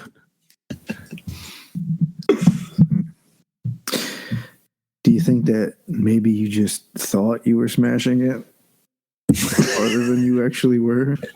Yeah, I'm like evaluating that course that we played, Jay, and like I think some of those holes are pretty short. So Wait, it was the one time that you based it off of? It's just that one don't round? you remember I drove the green on that one par 4? I mean, I remember you were smashing, but I thought that you made it seem like you were doing that all the time. You're telling me there was just this one fucking round that you based this off of? And you thought you were just the best driver of a golf ball ever? I mean, it instilled a lot of confidence that round, but there were more rounds. Well, there's length, and then there's also accuracy. And if I do recall correctly, I do remember you taking a lot of mulligans. A lot more than we were supposed to be allotted. But you said I was good. I never said Did that. you guys read that thing I sent you? Oh my God. About parking in the handicap spot near the first tee box and then having a caddy that. Oh yeah, that was hilarious. And then bringing a caddy that was dressed completely inappropriately and knew nothing about the game. Oh man, Jay didn't read it. No, I guess I missed that one. Damn it. Oh. Sounds like the read of a lifetime, too.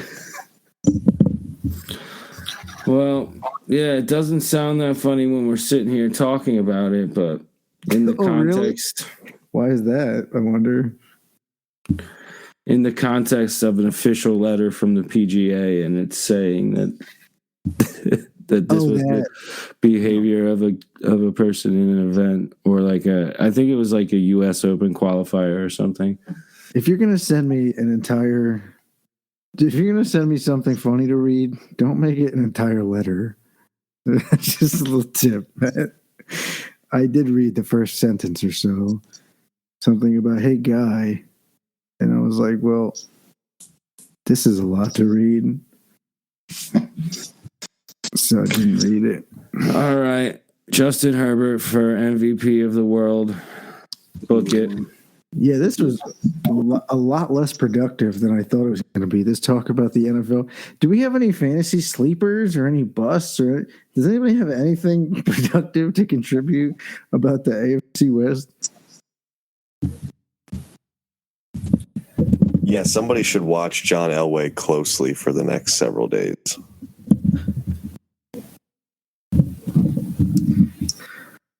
Oh boy. Okay, we're not going to get anywhere with this, are we? Who's the other team? Oh, the Broncos. Hey, does anybody think that Russell Wilson is actually going to end up a top 10 quarterback? Feels like he should, but he's probably going to not. Vegas does, so yeah. I don't know. Who? Johnny Vegas.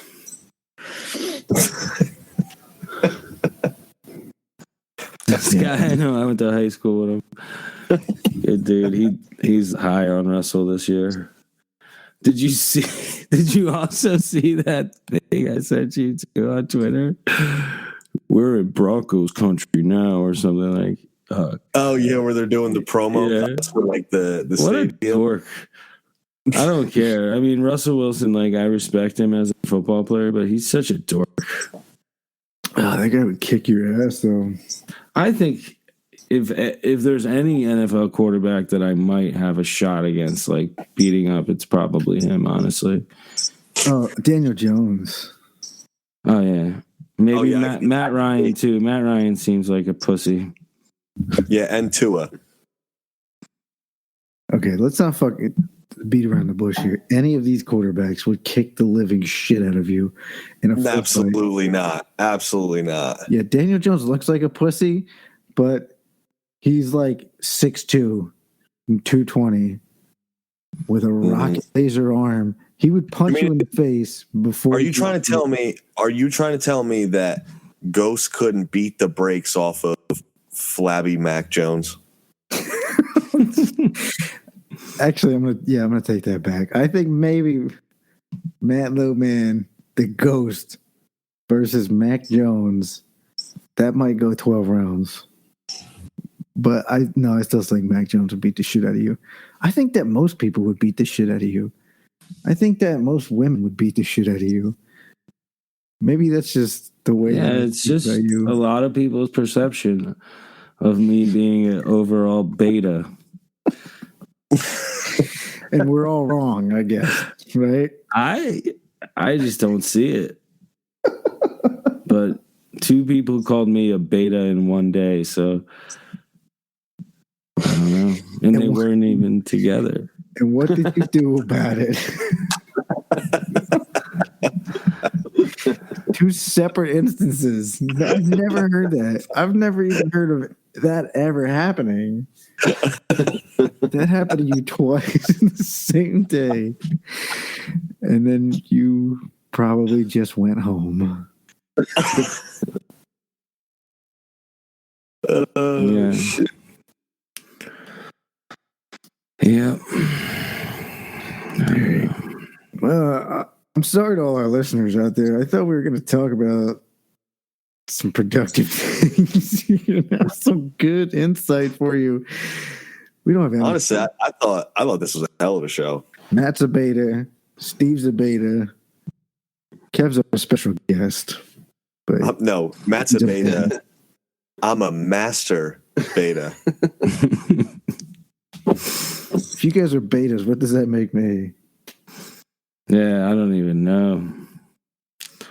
Oof.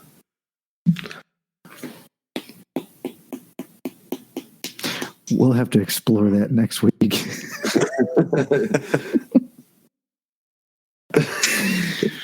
That's a new question for Twitter. Matt's a beta. Jay is a fill in the blank. Well, thanks for joining us, Kevin. Appreciate you, Ghost. Thanks for having me, guys. Yeah, we really appreciate it, even though we know you're never going to come back. I'll be back. We apologize. We had a lot of fun, though, man. I had fun. I enjoyed it. Yeah, It was we should amazing. do this every day. All right. That's a little much. Over the top. I like the weekly thing you guys got going. Every other day, we should do this. Well, if we get our sponsor thing going, then maybe we can achieve that. But as of now, we We still got to grind it out, Jay.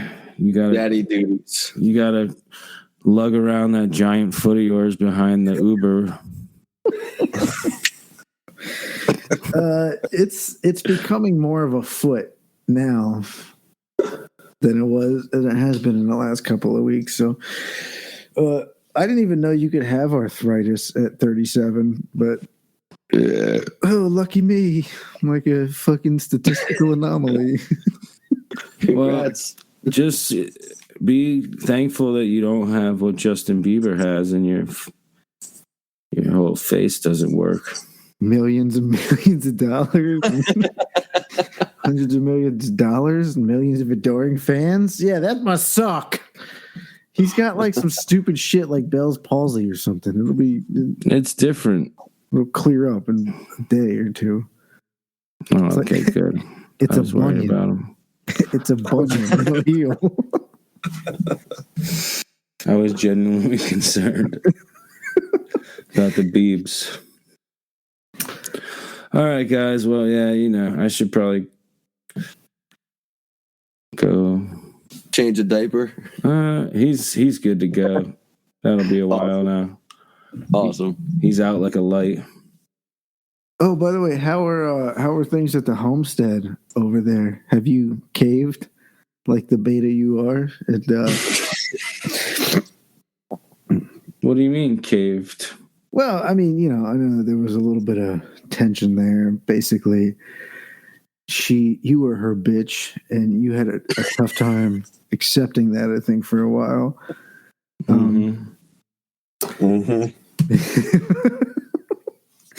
Have you're starting to accept it though now, right? Yeah, it's getting easier to digest, but still, like, I have my moments where I'm like, no, I'm free.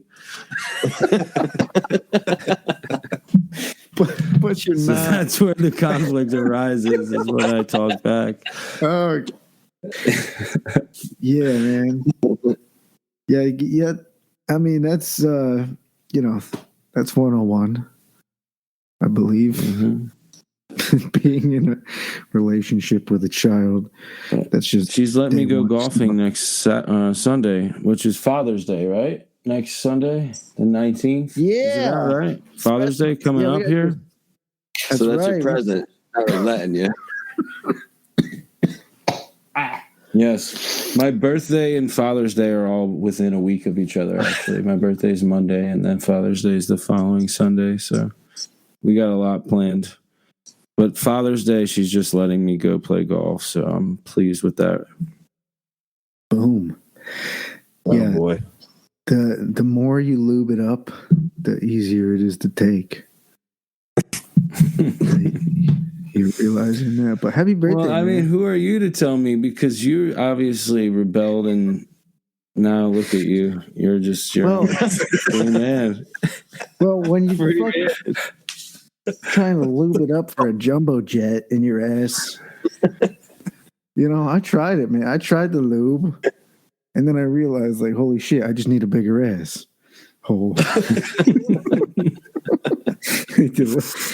Forget about it. I can use as much lube as I want. It's just my asshole's not big enough. Humongous jumbo jet of a cock. Fuck me. I gotta meet this person. Probably different not that, situation. Clearly. Oh no, she will charm the pants off of you. Believe you me, my friend. Yeah, that's how they work. That's how the Satan's. devils. Yes. But totally different situations here. Still, the difference is that Dulce is actually a nice person, and you were just the asshole. Yeah.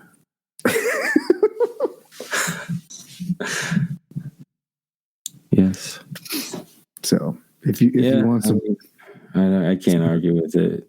Some advice from a guy who clearly knows what he's doing over here.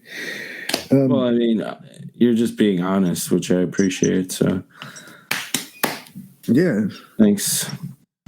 Mm-hmm. But yeah, we're working on things ourselves, each other. I worked on her a little bit earlier, I'll tell you that.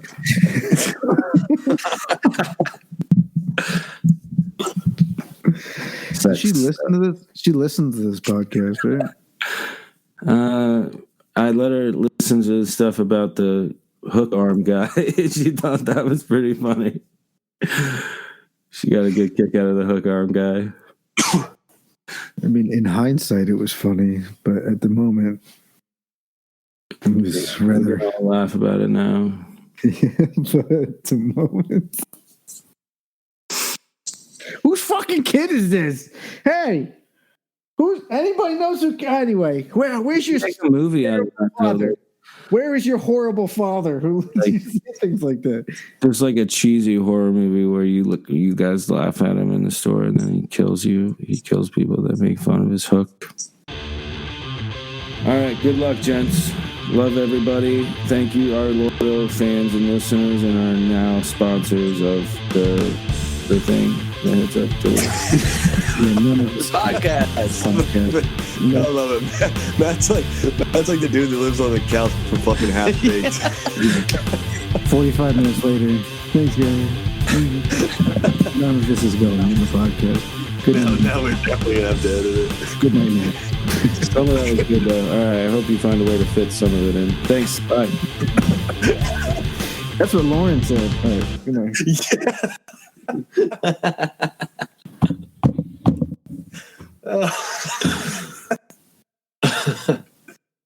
Wait, are we out of here? I thought you cut the whole shit.